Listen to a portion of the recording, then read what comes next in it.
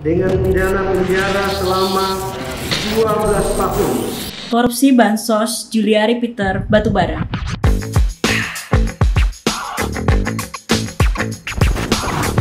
Seluruh dunia saat ini mengalami krisis ekonomi berat akibat wabah pandemi COVID-19.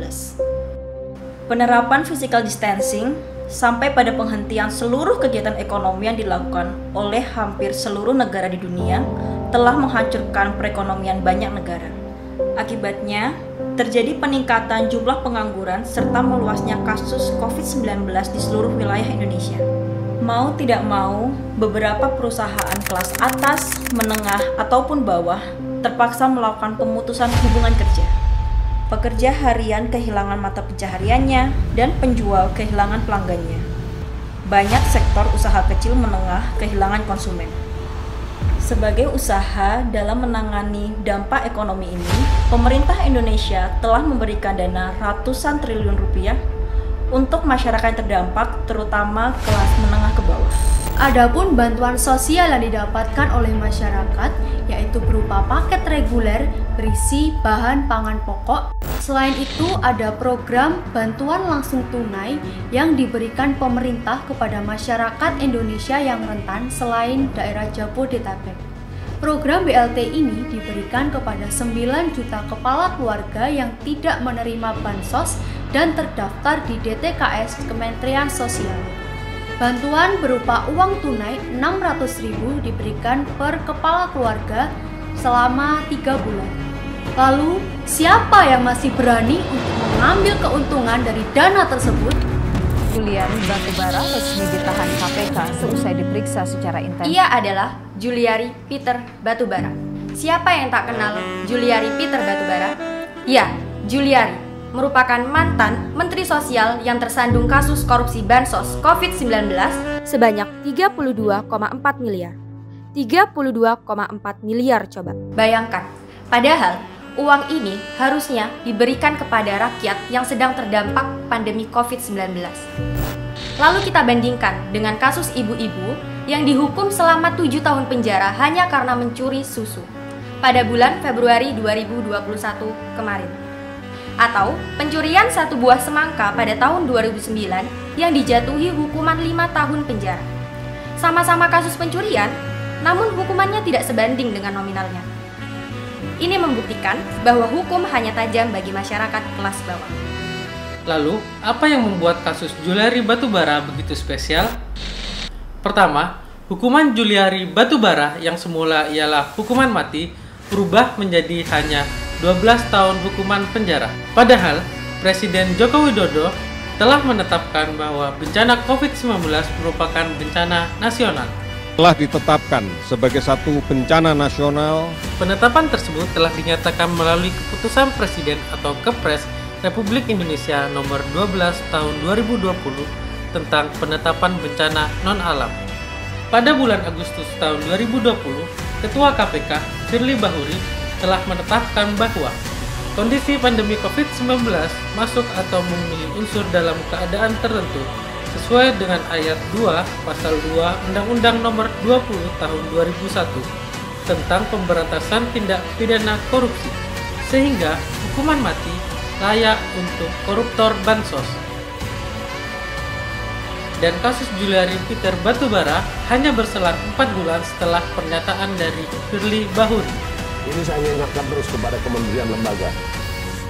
Korupsi yang dilakukan di saat pandemik atau bencana, itu hukumannya hukuman pidana mati, Mbak Desi. Ya. Mudah-mudahan ini bisa mengingatkan kepada kawan-kawan semua. Ya, mudah-mudahan. Namun nyatanya pada tanggal 23 Agustus 2021, Hakim Pengadilan Tipikor menjatuhkan hukuman pidana kepada terdakwa dengan pidana penjara selama 12 tahun dan pidana denda sebanyak 500 juta. Hal itu tentu saja membuat netizen geram. Ada yang emosi, marah hingga kebakaran jenggot. Hal ini tentu menyebabkan kericuhan di kalangan masyarakat terhadap ketidaksinkronan hukum terhadap putusan akhir dari kasus Juliari. Selain itu, masyarakat merasa terdapat kejanggalan terhadap kinerja KPK yang lambat terhadap pemanggilan saksi, penggeledahan, hingga pembagian kuota dana bansos yang masih belum diungkap oleh KPK. Kedua, yang membuat kasus ini tampak lebih spesial adalah di mana Juliari meminta dibebaskan atas kasus bantuan sosial COVID-19 karena cercaan dan hinaan yang diterimanya. Kami menilai putusan yang diberikan pengadilan terhadap Juliari Batubara tidak setimpal dengan korupsi yang dilakukannya. Setidaknya, dia menerima putusan penjara minimal seumur hidup. Perbuatan Juliari tergolong berat karena dilakukan di masa pandemi COVID-19. Kondisi inilah yang menyebabkan desintegrasi elit massa antara masyarakat dan juga pemerintah.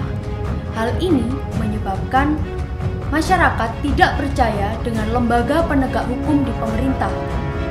Oleh karena itu, masyarakat menilai hukum di Indonesia tumpul ke atas dan tajam ke bawah.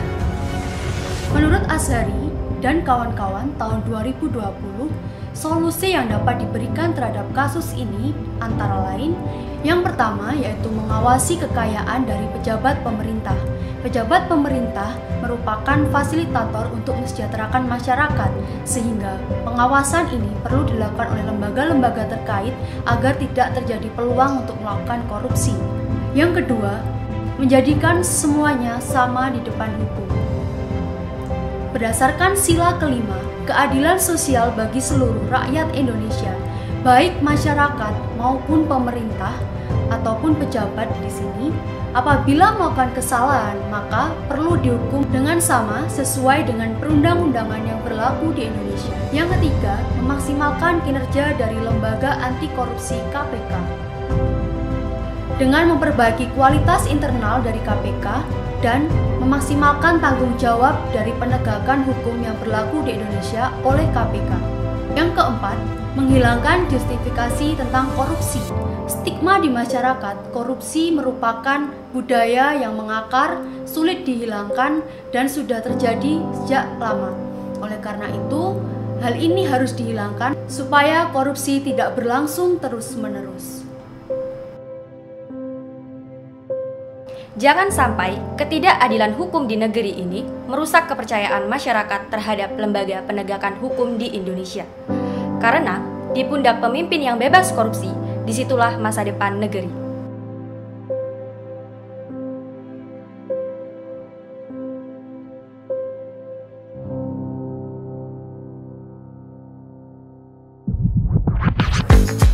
Perkenalkan, saya Dandi Batia Hidayat, NIM 182010101131.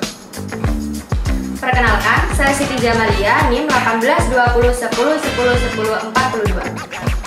Perkenalkan, saya Lailia Fatruljana, NIM 182010101012.